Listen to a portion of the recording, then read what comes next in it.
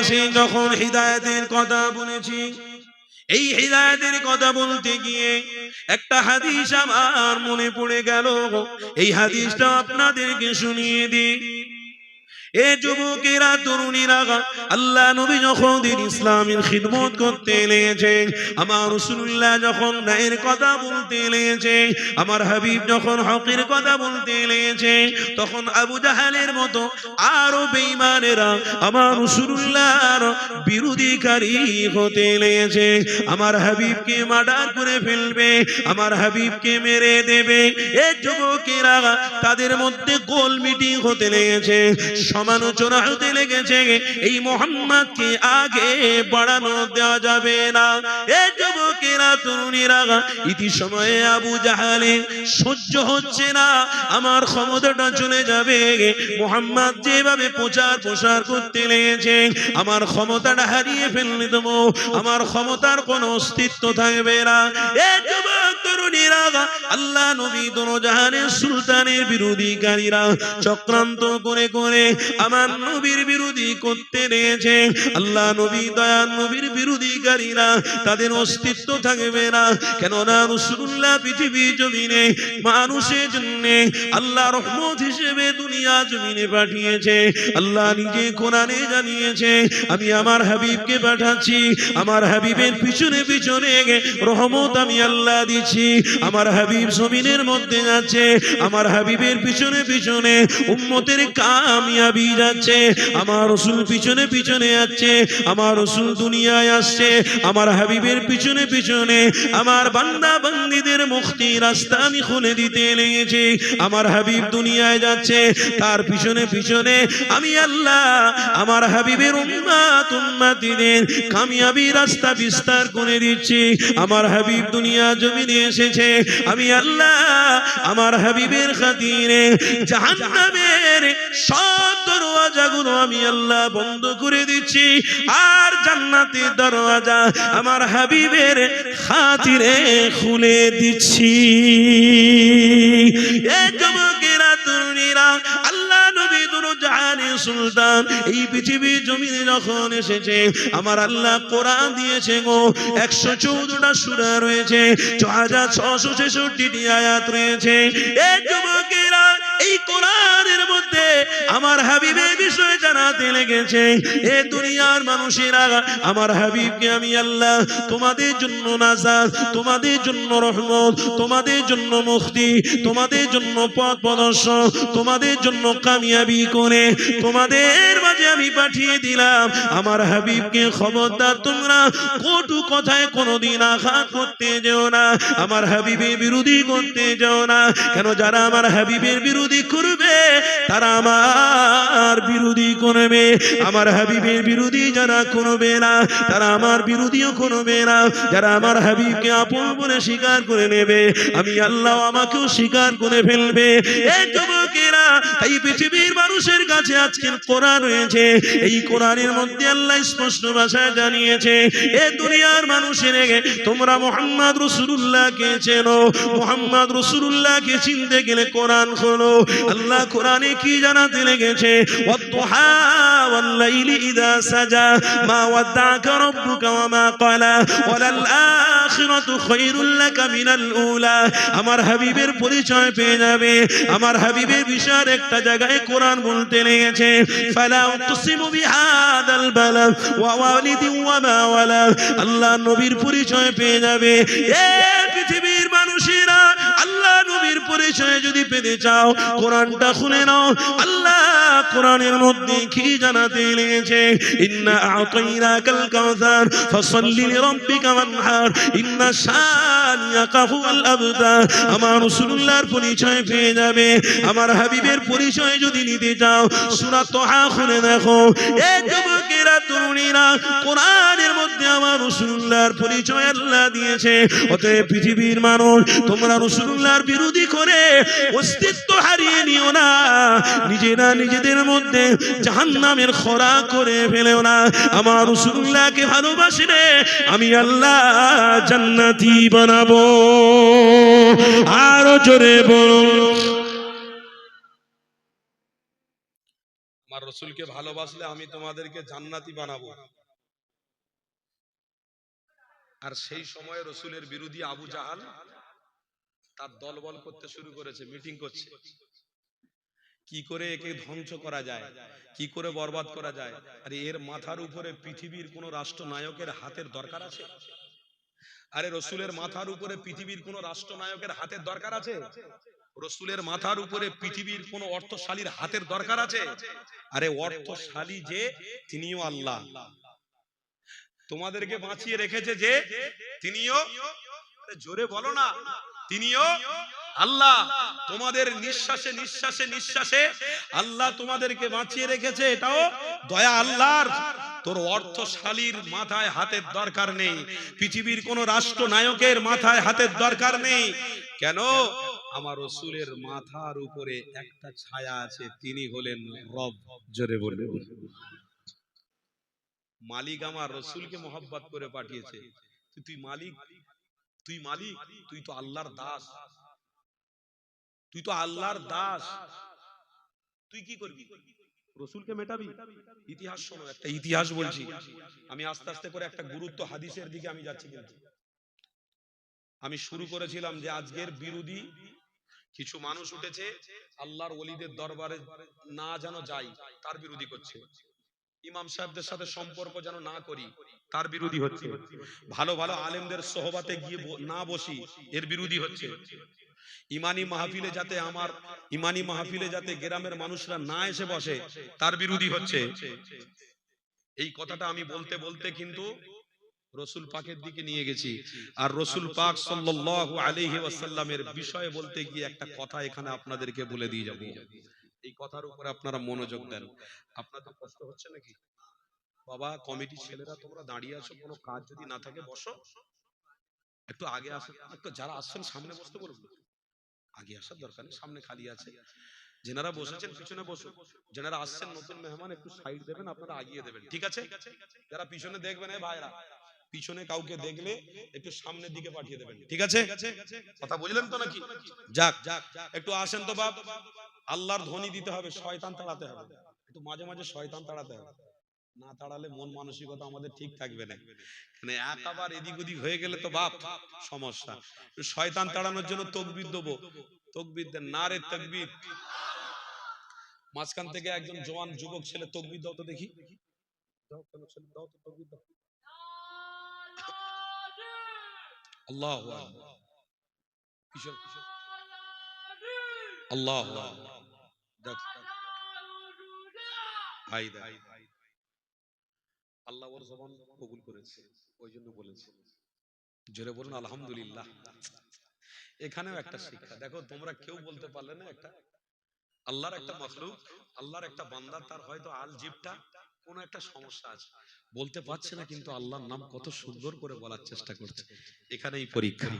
তার মানে আল্লাহ কার থেকে কি কাজ নেবে এটা উম্মত জানে না, আল্লাহ কার দ্বারাই কি কাজ নেবে কেউ জানে না। তাই বাপ আসুন, শিক্ষা আপনাদের প্রত্যেক সময়ে, প্রত্যেক মিনিটে, প্রত্যেক চলাতে আপনার শিক্ষা রয়েছে। প্রত্যেকটা সেকেন্ডে, প্রত্যেকটা মিনিটে, প্রত্যেকটা ঘন্টাতে পা তোলাতে আপনার শিক্ষা রয়েছে। শুধু একটু মাথাটা খাটাতে হবে, দিমাগটাকে খাটাতে হবে।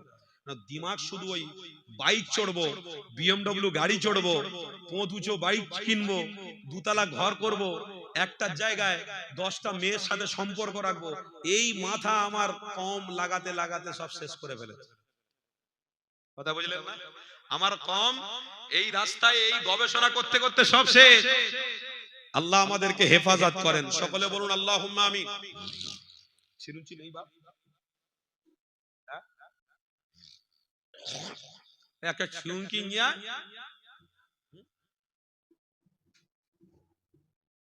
ভাইজানের চিরুচি লাগবে, নিয়ে আয় বাপ। তাহলে মহব্বতে একটু শয়তান তাড়াতে গেলে তাকবীর দিতে হবে, তাকবীর দেবো, আওয়াজ দেবেন তো? দেখি দেগঙ্গার ভাইরা আমার বাপেদের কেমন ইমানি জোশ আছে দেখি, নারে তাকবীর। মাশাআল্লাহ, একটু হয়েছে বাপ, ইমানি জোশ আর একটু বাড়াতে হবে, তাহলে ইনশাআল্লাহ আমরা কামিয়াবির দিকে আছি, ছিলাম, থাকবো। মহব্বতে নারে তাকবীর। সিলসিলায়ে হক মুজাদ্দিদে জামান দাদা পীরের হক সিলসিলা দাদা পীরের হক সিলসিলা اولاد مصدر زمان اولاد مصدر زمان নারে তাকবীর। আমার বাপ ভাইরা আলোচনা একটু করব, আমার ইচ্ছা হচ্ছে একটু মহব্বতের দরুদ শরীফ পড়ি, সবাই পড়বেন। আমার নামটা, আপনাদের সকলের নামটা আমার নবীর দরবারে পৌঁছানোর জন্য দরুদ শরীফ মনোযোগ সহকারে পড়বেন, ভালোবাসার সাথে সবাই পড়ুন দরুদ শরীফ। আল্লাহুম্মা সাল্লি আলা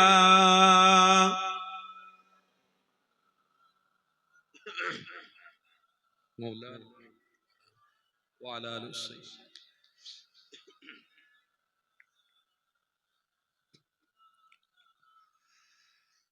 فلک پر چاند جیسا ہے نبی کا نام ایسا ہے دلوں سے غم مٹاتا ہے محمد نام ایسا ہے، بولوں نا سبحان اللہ۔ اے دل جب غم کے مارا ہو محمد یاد آتے ہیں، جدا جب کوئی پیارا ہو محمد یاد آتے ہیں۔ اور ایک تو محبت نعرے تکبیر۔ فلک پر چاند جیسا ہے نبی کا نام ایسا ہے، دلوں سے غم مٹاتا ہے محمد نام ایسا ہے کہ ان کی یاد کی شبنم ہے مرہم میرے زخموں کو، کہ ان کی یاد کی شبنم ہے مرہم میرے زخموں کو، اور ان کی نام کی برکت سے دل تسکین پاتے ہیں۔ আমার নবীর নাম যখন বলি জান ঠান্ডা হয়ে যায়, জোরে বলো। اور ان کی نام کی برکت سے دل تسکین پاتے ہیں، فلک پر چاند جیسا ہے نبی کا نام ایسا ہے، دلوں سے غم مٹاتا ہے محمد نام ایسا ہے۔ کسی کا دل دکھانا ستاؤ خلق باری کو، کسی کا دل دکھانا ستاؤ خلق باری کو، مہربانی کا ہر راستہ مدینے کو ہی جاتے ہیں۔ রহমতের সব রাস্তা আমার নবীর দরবার থেকেই এখনো রয়েছে, জোরে বলে। রহমতের সব দরওয়াজা আল্লাহ রাসূলের জন্যই এখনো খোলা রেখেছেন, জোরে বলে। মেহেরবানি কা হর রাস্তা مدینے کو ہی جاتے ہیں، فلک پر چاند جیسا ہے نبی کا نام ایسا ہے، دلوں سے غم مٹاتا ہے محمد نام ایسا ہے۔ اللہم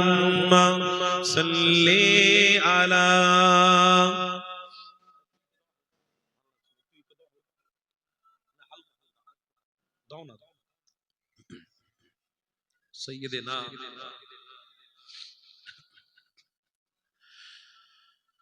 এ দুজনেরা আমার আব্বার আম্মারা শোনো, আল্লাহ নবী দিন দুনিয়া বাসা বিবুল্লাহর বিরোধীকারীরা আস্তে আস্তে করে বাড়তে লাগলো।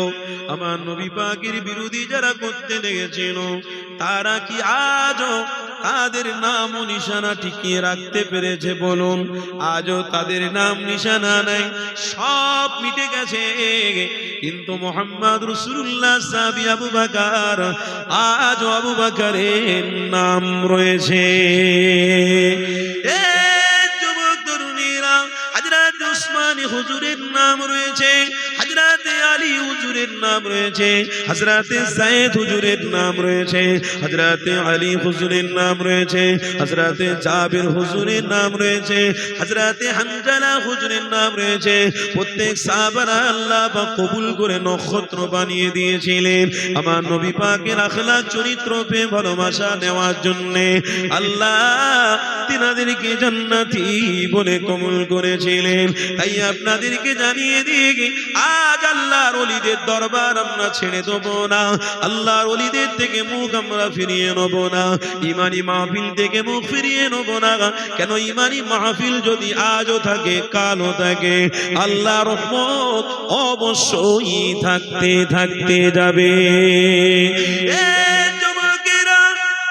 আপনাদেরকে বলছিলাম, আল্লাহ নবীর বিরোধীর কথা বলছিলাম, এখানে আপনাদেরকে একটা শিক্ষা দেবো বলে বলছিলাম। আবু জাহাল আমার রাসূলুল্লাহর বিরোধী যখন করতে লেগেছে, এই যুবক তরুণীরা ওই সময় আমার রাসূলুল্লাহকে ধ্বংস করে দেওয়ার জন্য আবু জাহাল দল তৈরি করে বলতে লেগেছে, বাবারা কেউ আছো মুহাম্মাদের গর্দানটা নিতে পারবে? কেউ যদি উঠে দাঁড়াতে পারো আমি তাকে অনেক বড় পুরস্কারে পুরস্কৃত করব। একজন উঠে বীর সৈনিক দাঁড়িয়ে গেল, ওই বীর সৈনিকের নাম হলো উমরে ফারুক। এটা আপনারা সকলেই জানেন। এই উমরে ফারুক দাঁড়িয়ে দাঁড়িয়ে বলছে, মুহাম্মাদের গর্দন আমি কাটতে পারবো, আমাকে অবশ্যই তোমার অর্থ লাগবে। এই মুহাম্মাদের গর্দন কাটার জন্য যখন উটের উপরে সাওয়ারি হয়ে রাস্তা অবলম্বন করতে লেগেছে, হঠাৎ করে একজন নবীর প্রেমিকের সাথে উপরের সাথে দেখা। আল্লাহ নবী সাহাবীর সাথে যেই দেখা হয়ে গেছে, উমরে ফারুক রাদিয়াল্লাহু তাআলা আনহু আল্লাহ নবীকে কতল করতে যাচ্ছিল, কথাটা সেখানে শুনতে পেল। আর রাসূলুল্লাহকে তুমি কতল করার আগে তোমার নিজের বোন বোনায় ইসলামটাকে কবুল করে নিয়েছে। এই কথাটা শুধু বলা ছিল, এই কথাটা যেই না বলে ফেলেছে, আল্লাহ নবীর দরবারে আর গেল না। উমরে ফারুক হুজুর আমার আস্তে আস্তে করে নিজের বোন বোনায়ের বাড়িতে গিয়ে হাজির। ওই বোন বোনায়ের বাড়িতে গিয়ে দরওয়াজায় যখন খটখট করে আওয়াজটা দিয়েছে, ভিতর থেকে কোরআনের আওয়াজ আসতে লেগেছে, আলিফ লাম মিম যালিকাল কিতাবু লা রাইবা ফি হুদাল লিল মুত্তাকিন। কোরআনের আওয়াজ যখন উমরে ফারুকের কানে আসতে লেগেছে, উমরে ফারুক আর রেগে আগুন্তিত হয়ে গেলেন। উমরে ফারুক দরওয়াজাটাকে খোলার চেষ্টা করলেন। হঠাৎ করে নিজের বোন ওখানে দাঁড়িয়ে দাঁড়িয়ে যখন উমরের গলার আওয়াজ পেয়ে গেছে, নিজে বলতে লেগেছে, গো আমার স্বামী, উমরের কাছে যখন খবর চলে গেছে আমাদের কতল করে ফেলবে, আমাদেরকে মার্ডার করে ফেলবে, তুমি লুকিয়ে পড়ো। ইনার বোন বোনাইকে লুকিয়ে দিয়ে দরওয়াজাটা যেই খুলেছে, উমর হুজুর আমার ভিতরে ঢুকে নিজের বোনকে বলতে লেগেছে, কোথায় গেল সেই দানবটা? কোরআনের আওয়াজ আমার কানে এলো, আজকে তাকে মার্ডার করে দেবো, শেষ করে দেবো, মিটিয়ে দেবো। কোথায় গেল একবার দেখা দাও। এ যুবক উমরে ফারুক ভিতরে ঢুকে বোনাইকে না পেয়ে নিজের বোনকে অগা মাথারে আঘাত করতে লেগেছে, নিজের বোনকে আঘাত যেই করতে লেগেছে বলতে লেগেছে, ওমর রে শোনো, তুমি আমাকে মেরে মেরে মেরে মেরে আমাকে যদি মেরেও ফেলে দাও, আমি আমার হাবিবকে ভালো দিল থেকে বেসেছি, কোনোদিন আমার হাবিব থেকে দূরে সরতে পারবো না। আরো জোরে বলুন। হেদায়েত এসেছে কোথায় থেকে? হেদায়েত এলে কোথায় থেকে? রাসূলুল্লাহ থেকে। হেদায়েত আসলো কোথায়? আল্লাহর ওলির কাছে। হেদায়েত আসলো কোথায়? গ্রামে মসজিদ, ইমাম সাহেব। হেদায়েত আসলো কোথায়? গ্রামে মাহফিল। একবার জোরে বলুন, হেদায়েত আসছে। আচ্ছা, আবু জাহাল বিরোধী, আজও সেই বিরোধী আছে। আপনি নামাজ পড়তে যাবেন, একটা বন্ধুর সাথে দেখা হয়ে গেছে, বাবা যারা পিছনের দিকে বসছেন বসবেন না, সামনের দিকে আসুন, একটু সামনের দিকে পাঠিয়ে দেন, পিছনে অনেক মানুষ হয়ে গেছে, বসার জায়গা আর নেই, সামনের দিকে আসুন, ওই ওই মিডিলে খালি আছে। আমার কথা আপনারা বুঝতে পারছেন তো নাকি? আমি একটা কোরআনের আয়াত পড়েছিলাম, কি ইন্নাকা লা তাহদি মান আহবাবতা ওয়ালাকিন্নাল্লাহু ইয়াহদি মান ইয়াশা। আমার আল্লাহ বলছে, আমি শয়তানের বিরুদ্ধে তোদেরকে রাসূল পাঠিয়েছি। আদম আলাইহিস সালাতু ওয়াস সালাম থেকে মুহাম্মদ রাসূল পর্যন্ত আমি নবী পাঠিয়েছি। শুধু শয়তানের বিরুদ্ধে আমি আল্লাহ আমার বান্দাদেরকে জাহান্নাম থেকে বাঁচিয়ে জান্নাতি বানাবো বলে। জাহান্নামে আমার একটা বান্দাকে আমি ঢুকতে দেবো না। তার জন্য আমি যুগে যুগে নবী পাঠিয়েছি, আর সর্বশেষ ওয়া আউয়াল ওয়া আখির করে আমি রাসূলুল্লাহকে পাঠিয়েছি। যে রাসূলুল্লাহর বিষয়ে আমার আল্লাহ বলছে, এখানে বলতে বলতে ফের আরেকটা কথা মনে পড়ে গেল। কি বলবো বলুন তো? একটা ধারায় নিয়ে যাচ্ছি, ফের বলতে বলতে হাদিস মনে পড়ে যাচ্ছে, কোরআন মনে পড়ে যাচ্ছে। একটু বলি, ওই রাস্তাটা যাব, ওই কথাটা আবার বলবো, যখন মনে পড়ে গেল একটু বলে দিই। আমার রাসূলকে এর বিষয়ে আল্লাহ পবিত্র কোরআনে আবার স্পষ্ট ভাষায় বলছেন, কি মা কানা মুহাম্মাদুন আবা আহাদিন মির রিজালিকুম ওয়ালাকিন রাসূলুল্লাহ। এই যে ওয়ালাকিন রাসূলুল্লাহ, ওয়ালাকিন রাসূলুল্লাহ, এই শব্দের ব্যাখ্যা তাফসীরে কুলতুবির মধ্যে আপনি স্পষ্ট ভাষায় পাবেন। এই ওয়ালাকিন রাসূলুল্লাহ, এই রাসূলুল্লাহ, এই শব্দের ব্যাখ্যাটা আমার আল্লাহ পূর্বে প্রত্যেক নবী আলাইহিস সালাতু ওয়াস সালামদেরকে পাঠিয়ে বলেছিলেন, ইনি হলেন আমার সবথেকে প্রিয় রাসূল নবী মুহাম্মদুর রাসূলুল্লাহ। তাওরাতের মধ্যে এসেছে, যে তাওরাত কিতাব আমার রাসূলের হযরতে মুসা নবীর উপরে নাজিল হয়েছিল, ওই তাওরাত কিতাবের মধ্যে আমার রাসূলের নাম এসেছে। তো আল্লাহর সাথে তুর পাহাড়ে মুসা আলাইহিস সালাতু ওয়াস সালাম দেখা করতে গেছেন। ওই দেখা করতে গিয়ে, আল্লাহর সাথে কথা বলতে গিয়ে তিনি বলেছিলেন, রব্বি আল্লাহ, তাওরাত কিতাব আমার উপরে আপনি দিয়েছেন, কিন্তু মুহাম্মদ রাসূলের নাম বেশি। আমার আল্লাহ তখন বলেছিলেন, ইয়া মুসা, এই রাসূলুল্লাহর ব্যাখ্যা হলো এটা। আমি একটু ক্লিয়ার করে দিচ্ছি আপনাদেরকে, যদি ধৈর্য ধরে থাকেন। রাসূলুল্লাহর ব্যাখ্যা হলো এটা। আমার আল্লাহ আমার মুসা নবীকে বলছে, ইয়া মুসা, এই রাসূলুল্লাহর ব্যাখ্যা হলো যে আমি তোমাদের থেকেও একজনকে সবথেকে গুরুত্বপূর্ণ নবী বানিয়েছি। তিনি নবীও, তিনি আবার রাসূলও। জোরে বলুন। তোমরা শুধু আমার পক্ষ থেকে প্রতিনিধি নবী, কিন্তু আমি আমার যে রাসূলকে পাঠাবো রেখে দিয়েছি, তিনি শুধু নবী নয়, তিনি হলেন রাসূলও। জোরে বলুন। তো নবী রাসূলের মধ্যে পার্থক্য হয়ে যাচ্ছে। কেমন পার্থক্য? আল্লাহ সেটাও কিন্তু মুসা আলাইহিস সালাতু ওয়াস সালামকে বলছেন। আল্লাহ বলছেন, ইয়া মুসা, রাসূল আর নবী পার্থক্য কি? আমি যাকে নবী বানিয়েছি তাকে আমি সাহায্য অবশ্যই করব, কিন্তু আমি যাকে রাসূল বানিয়েছি অবশ্যই এই রাসূলুল্লাহ আমি আল্লাহ আমার দরবারে ডেকে দিদার দান করতে থাকবো। পার্থক্য হলো না? হলো না? কিতাবের মধ্যে কোন জায়গায় পাবেন না বাপ আদম আলাইহিস সালাতু ওয়াস সালাম থেকে হযরতে ঈসা আলাইহিস সালাতু ওয়াস সালাম পর্যন্ত সমস্ত নবীরা ডাইরেক্ট আল্লাহর সঙ্গে দিদার করেছে। দেখিয়ে দেন। একজন রাসূল করেছেন, তার নাম কি? মুহাম্মাদুর, সবাই জোরে বলুন, মুহাম্মাদুর। আর সেটা কাদের নবী? কাদের নবী? আমাদের বুক চওড়া হয় যখন আমার নবীর আদর্শ নিয়ে আমরা চলি। জোরে বলুন। আমাদের বুক চওড়া হয় যখন মুখে দাঁড়ি রেখে মাথায় টুপি পরে তসবিটা হাতে নিয়ে যখন যাই রাস্তা দিয়ে হেঁটে হেঁটে, গাড়িতে বসে বসেও তসবি, প্লেনে বসে বসেও তসবি, ট্রেনে বসে বসেও তসবি, নামাজের সময় হয়ে গেলে যখন নামাজ পড়ি আমাদের বুকটা চওড়া হয়ে যায়। আহারে রাসূল এসেছে তো আমাদের জন্য আল্লাহর সাথে দিদারের একটা মাধ্যম করে দিয়েছে। ট্রেনে উঠলেও নামাজের সময় নামাজ পড়ে নি, প্লেনে উঠলেও নামাজের সময় নামাজ পড়ে নি, প্লেনে গেলেও হাতে তসবি আলহামদুলিল্লাহ আলহামদুলিল্লাহ বলি, প্লেনে উঠলেও দরুদ শরীফ পড়তে থাকি, ট্রেনে গেলেও দরুদ শরীফের নজরানা দিতে থাকি।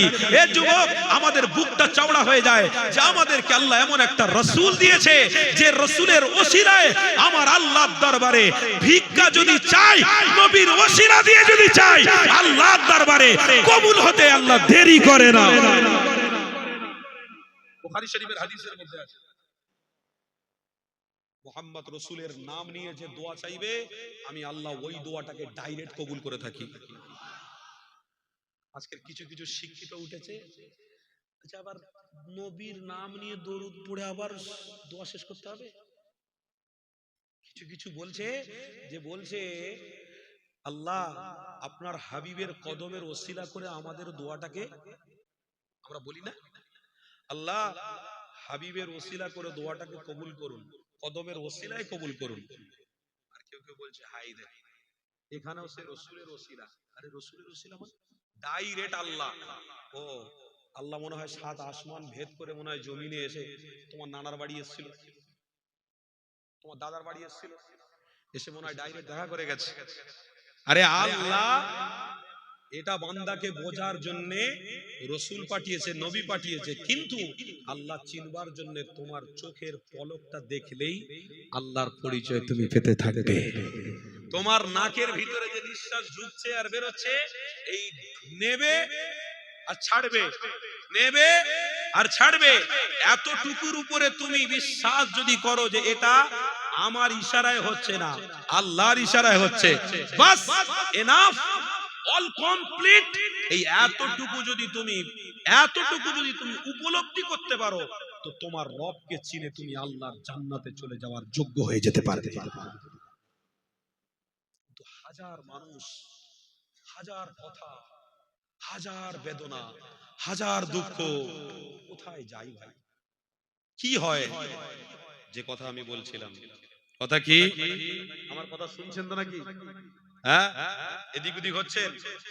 মা কানা মুহাম্মাদুন আবা আহাদিম মিন রিজালিকুম ওয়ালাকিন রাসূলুল্লাহ। এই তাফসীরটা যখন খুলে দেখলাম তো আমার আল্লাহ মুসা আলাইহিস সালামকে বলছে আমি রাসূলকে তোমাদের থেকে উত্তম বানিয়েছি। জোরে বলুন। আমি রব আমার হাবিবের সাথে ৭০,০০০ পর্দা তুলে আমি দিদার দেব, আমি আমার পাশে বসিয়ে আমার নবীর সাথে কথা বলবো। আমার আল্লাহ বলছেন ইয়া মুসা, আমি রাসূল নাম যে করেছি, শব্দটা যে দিয়েছি, এই নামের বরকতে হাজার হাজার লক্ষ লক্ষ উম্মত যদি আমার নবীর দোহায় দোয়া চায়, আমি আল্লাহর সাথে সাথে কবুল করে থাকবো। আমি আমার রসুলের নামের বরকত এত দিয়েছি, আমি আমার হাবিবের নামের বরকত এত দিয়েছি। হযরতে আদম আলাইহিস সালাতু ওয়াস সালাম থেকে হযরতে ঈসা আলাইহিস সালাতু ওয়াস সালামের যত উম্মত এসেছে, সমস্ত উম্মতকে যদি আল্লাহ ক্ষমা করে দেয় তো মুহাম্মদ রাসূলের ওসিলা আল্লাহ ক্ষমা করে দেবে। আরো জোরে বলুন। আমার আব্বারা, তো সেই রাসূলুল্লাহ সম্পর্কে আজ আমরা ভুল ধারণা করছি, সেই রাসূল সম্পর্কে আজ আমাদের নীতি নৈতিকতা, আজ আমাদের অস্তিত্ব থেকে আমরা নিজেরা সরে যাচ্ছি। হাত দুটো জড়ো করে বলে যাই যে আবু জাহাল রাসূলের বিরোধী করে জাহান্নামী হয়ে গেছে, আজও ইমানি মাহফিলের বিরোধী করে তুমি জাহান্নামী হতে যাও না, মসজিদের বিরোধী করে জাহান্নামী হতে যাও না, মাদ্রাসার বিরোধী করে জাহান্নামী হতে যাও না। আল্লাহর প্রত্যেকটা বান্দাদেরকে মুহাম্মদ রাসূলের প্রতি ভালোবাসা দাও, রাসূলের আদর্শকে তুমি বিস্তার করো, আল্লাহ তোমাকে ওলামাদের সাথী বানিয়ে জান্নাতি হিসেবে কবুল করে নেবে। আরো জোরে বলো। ভাইজান আসছে, সকলে উঠে দাঁড়ান।